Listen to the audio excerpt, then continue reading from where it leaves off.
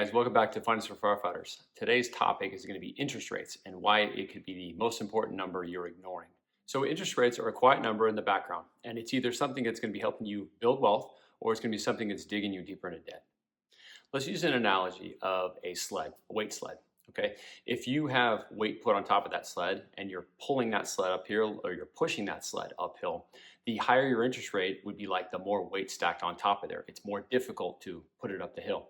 But if you look at it from interest on investments, if you throw more weight on there or have a higher interest rate on your investments or your investment income that you bring it back in, that's like putting weight on top of it and pushing the sled downhill.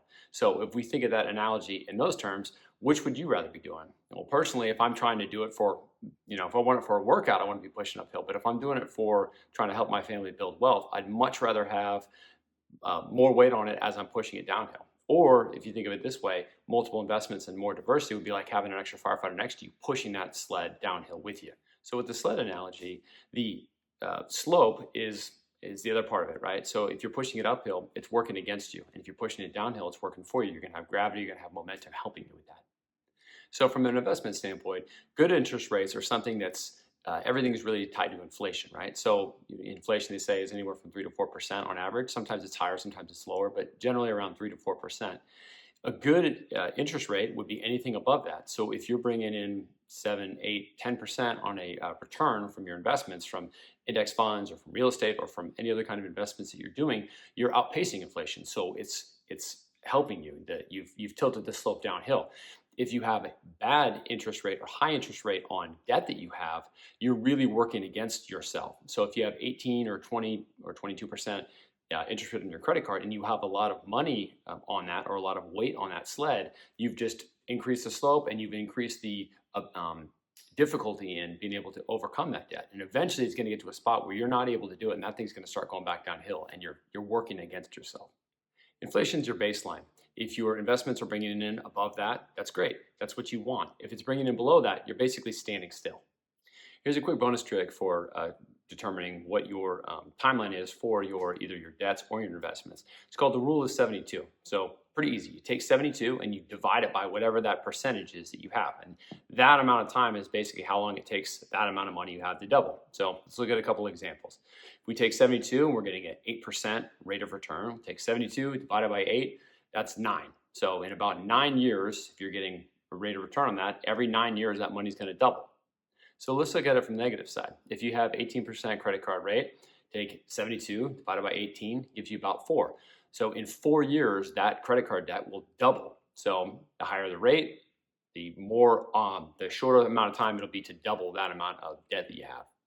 Now let's think about overtime. I hit this a lot because we are in a unique job to be able to have the ability to work overtime, which could be a blessing and it can be a curse. Let's look at it from the positive side, the best way to use it. If you have overtime and you're able to work that and you do have debt, that'd be like throwing an extra firefighter on that sled to help you push it uphill to be able to get there faster, right? So if you use overtime strategically to pay off debt faster, great. You're going to reduce the amount of payments. You're going to reduce the amount of interest you use for it.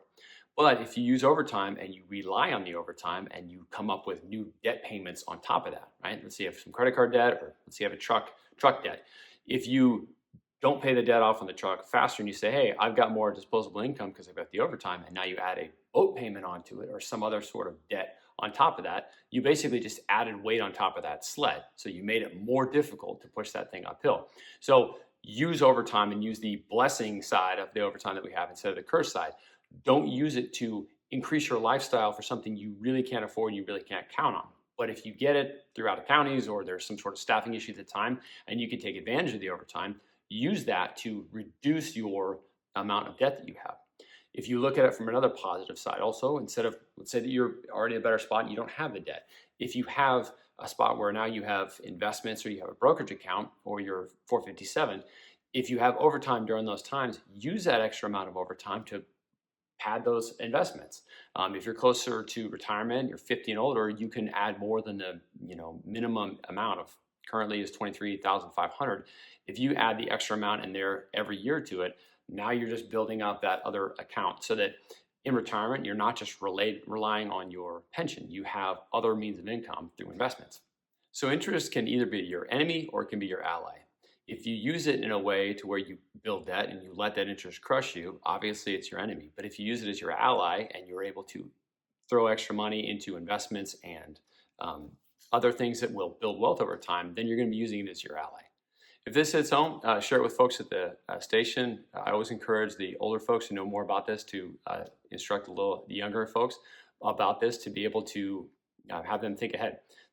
We're always in a continuum of folks being the new guy versus the more experienced firefighter. So pass this kind of information along and help out the younger folks below you. If you want to see how this works out in real numbers, check out the link in the description below. Thanks for joining me on Finance for Firefighters. Same as always, thumbs up if you like it, subscribe, share it with other folks, leave comments if you have any. I'll see you folks in the next one. Have a good shift.